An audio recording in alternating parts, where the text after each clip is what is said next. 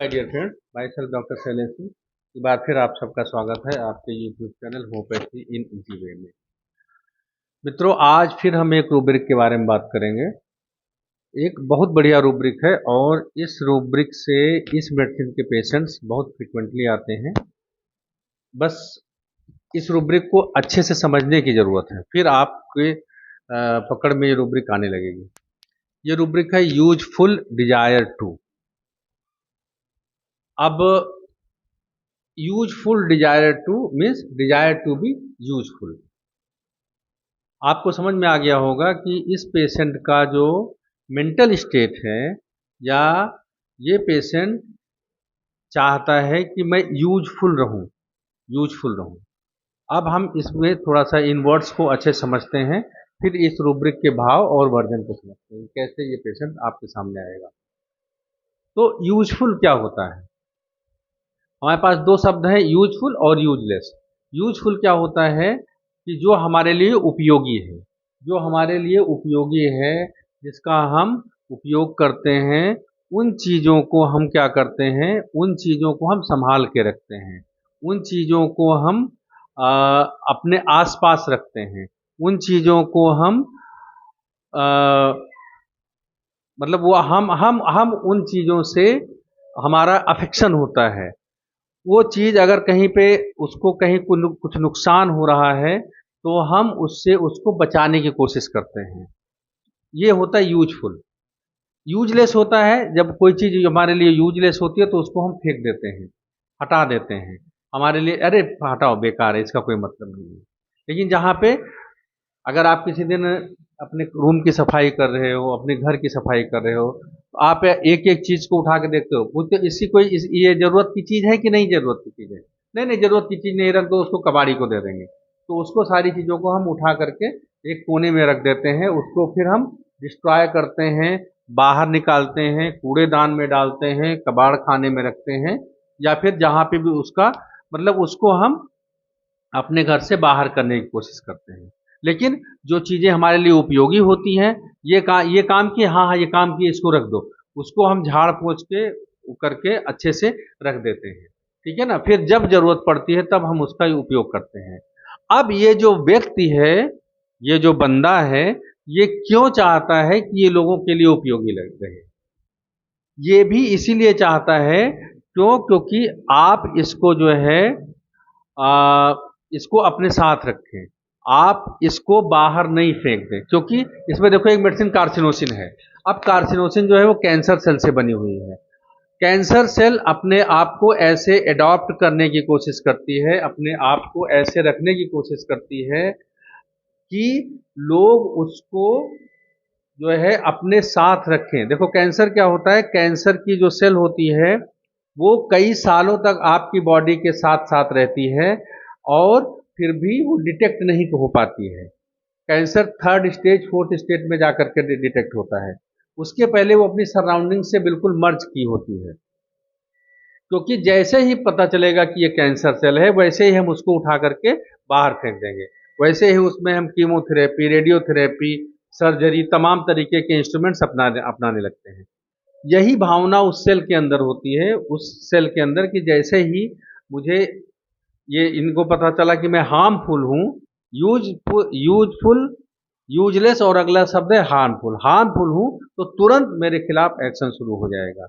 इसीलिए कार्सिनोसिन में एक रूब्रिक है, pleasing desire to please.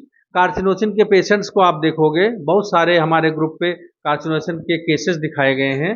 Carcinosin के पेशेंट्स को आप देखोगे तो कार्सिनोसिन का बच्चा, कार्सिनोसिन में बड़े लोग हमेशा अपनी सराउंडिंग्स को खुश रखने की कोशिश करते हैं। वो इस तरीके से बिहेव करते हैं कि जिससे उसका आईपीआर उनसे खुश रहे। वो इस तरीके से बिहेव करते हैं जिससे लोगों को लगे कि ये बहुत काम की चीज है, बहुत उपयोगी है। ठीक है? तो अभी जो है हमारे एक ग्रुप पे एक केस हुआ था। हमारे एक डॉक्टर साहब ने वो केस प्रेजेंट किया था, तो उन्होंने इस रूब्रिक को डायरेक्ट केस में दिखाया था। उसमें क्या था कि एक जो है वो नर्सिंग स्टाफ होती है, नर्स का कोर्स कर रही होती है एक लड़की।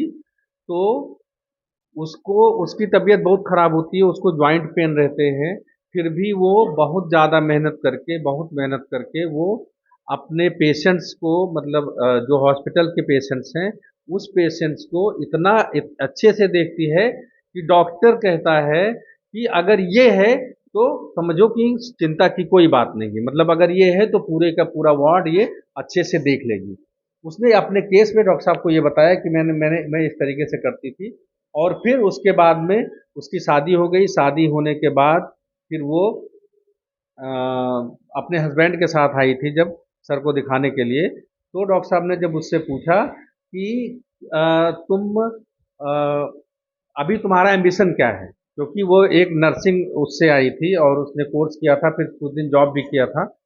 तो उसने कहा कि जब मैं जॉब कर रही थी, जब मैं कोर्स कर रही थी, उस समय तो मैं चाहती थी कि सेंट्रल गवर्नमेंट या स्टेट गवर्नमेंट में कोई जॉब करूं, लेकिन अभी मैं पहले एक अच्छी गृहिणी बनना चाहूंगी, उसके बाद अगर टाइम मिलता है तो फिर मैं फिर नौकरी करूंगी। मतलब क्या है कि मतलब अभी एक अच्छी गृहिणी बन करके वो घर के काम करेगी, घर के लोगों को खुश करेगी, घर में एक अच्छी माँ, उसने बोला था एक अच्छी स्त्री बनना चाहती हूँ, एक अच्छी बहू बनना चाहती हूँ, एक अच्छी पत्नी बनना चाहती हूँ। उसके बाद अगर मौका मिलेगा तो मैं जो है वो जॉब करूंगी। अब देखो कि नॉर्मली आज के ट्रेंड में लड़कियों का क्या है या किसी का भी क्या है, एक एक नवयुवक पीढ़ी की ये है कि मैं कुछ ना कुछ करके कहीं कोई नौकरी करूंगा, अपना कैरियर स्टेबल करूंगा। लेकिन इसमें वो कैरियर वाली बात नहीं थी। यहाँ पे क्या था कि सबको खुश करना, मतलब कि मैं सबके लिए उपयोगी हूँ। ये यहाँ पे रूब्रिक लिया गया था, longing desire to opinion, longing for good opinion of others, ठीक है, प्लीजिंग डिजायर टू प्लीज, और यूजफुल डिजायर। यूजफुल डिजायर का मतलब कि वहां पे भी वो अपनी उपयोगिता सिद्ध कर रही थी। जब डॉक्टर कहता था कि ये है तो चिंता की कोई बात नहीं, तो उसको अंदर से अच्छा लगता था, तो उसको लगता था कि मैं कितनी उपयोगी हूँ इस इंस्टीट्यूशन के लिए। अभी उसकी शादी हो गई तो वो घर में गई, तो वहां पे वो अपनी, वहां पे वो एक अच्छी, हर रूप में अच्छा बनने का मतलब कि वो अपनी उपयोगिता को सिद्ध करना चाहती है वहां पे कि मैं पहले एक अच्छी माँ बनूं, अच्छी पत्नी बनूं, अच्छी गृहिणी बनूं, उसके बाद अगर होगा तो फिर मैं प्रोफेशन में जाऊंगी। तो duty too much sense of duty की मतलब जो है कि मैं इतने अच्छे तरीके से काम करूंगी, इतना अच्छे एलिमेंट फ्रॉम रिस्पॉन्सिबिलिटी, मतलब इतने अच्छी तरीके से रिस्पॉन्सिबिलिटी लेती है कि उसके अंदर एलिमेंट्स आने लगते हैं।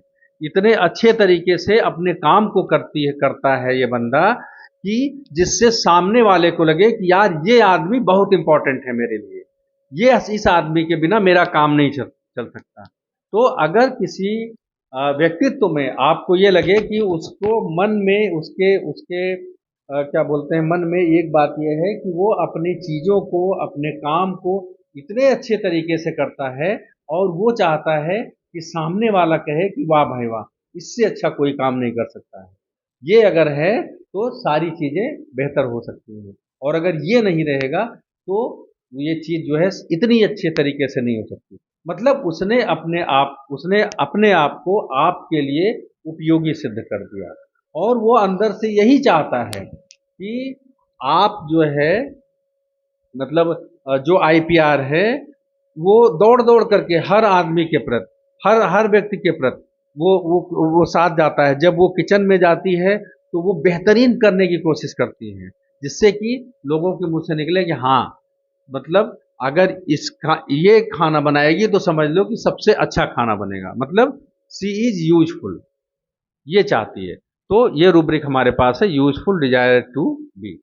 तो होप सो कि ये रूब्रिक आपको समझ में आई होगी, और स्वागत है आप सभी लोगों का हमारे यूट्यूब चैनल पर। इसके साथ में हमारे टेलीग्राम क्लासेज में दो तरीके के क्लासेज हमारे पास हैं। एक हमारा फ्री फ्री ग्रुप चलता है और एक पेड ग्रुप चलता है। पेड ग्रुप में केवल और केवल 500 रुपीज है फॉर अ मंथ, एक महीने का सब्सक्रिप्शन लेने के लिए। एक महीने में आपको लगभग 18 केसेस दिखाए जाते हैं, 17 से 18, और उनकी रिकॉर्डिंग्स आपको लाइफ टाइम फ्री मिलती है। तो बहुत इजीली और बहुत इकोनॉमिक तरीके से हम आपको चीज़ों को प्रोवाइड कराते हैं। और ये सारे केसेज आपको लाइव दिखाते हैं ऑडियो और वीडियो के माध्यम से। तो हम ये कहते हैं कि हम रूब्रिक वहाँ पे सिखाते नहीं हैं, रूब्रिक को दिखाते हैं। तो जब आप एक बार इस रूब्रिक को देख लेते हो, अच्छे से समझ लेते हो, तो वैसा पेशेंट जब आपके पास आता है तो आसानी से निकल जाता है। अगर आपको टेलीग्राम क्लास ज्वाइन करनी है तो आप इस लिंक नीचे डिस्क्रिप्शन बॉक्स में दिए हुए लिंक को क्लिक कर सकते हैं, या फिर आप मुझे मेरे जो नंबर फ्लैश हो रहा है उस पर आप जो है टेलीग्राम या व्हाट्सएप पे मुझे मैसेज कर सकते हैं और अच्छे से होम्योपैथी को सीख सकते हैं। तो थैंक यू ऑल, फिर मिलते हैं अगली रूब्रिक्स के साथ।